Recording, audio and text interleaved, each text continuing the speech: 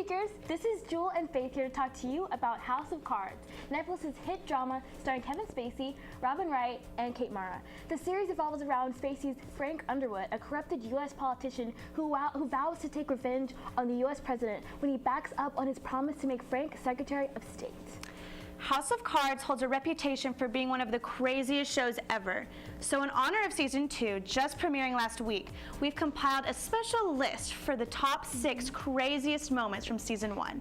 Beware of spoilers. Beware. First, at number 6, after a long deal with Frank, Pennsylvania Governor, candidate, and recovering alcoholic Peter Russo, played by Corey Stoll, hits his lowest peak when after months of cleaning up, he gets seduced into drinking again by Rachel, everyone's favorite hooker with the heart of gold.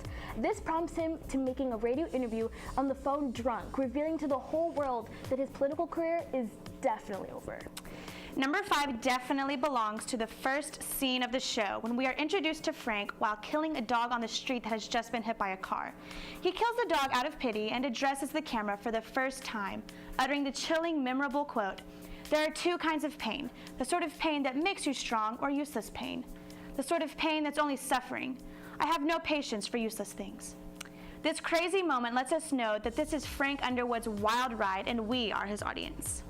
At number 4, we have the shocking plot twist where Kate Mara's Zoe Barnes, the Washington Herald reporter Frank uses and in turn makes famous, sleeps with Frank for the first time, which starts an ongoing affair between these two. Trust us, nothing will ever be the same after that. And what's even more shocking is that Frank's wife Claire, played by Robin Wright, finds out and plays it off as if it's normal, which gives us the first glimpse into the unique marriage that Claire and Frank share.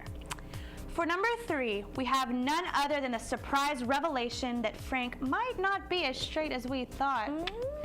On a visit to his alma mater where he's being honored, Frank reunites with his closest friend, Tim Corbett, played by David Andrews. And while they're drunk, they give us some insight into an affair they used to have in college.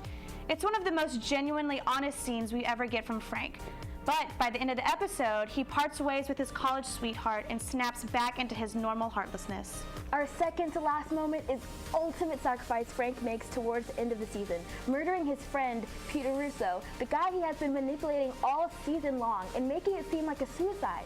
What about his kids? Think about his poor elementary school kids. This moment is truly when we first see just how ruthless Frank is and that he will stop at nothing to achieve his own goals.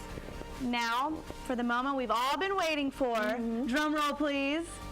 Oh, I don't think we have that. No. Okay, well, regardless, the number 1 craziest moment is none other than the last scene of Season 1, when Frank becomes vice president and is one step closer to revenge and power.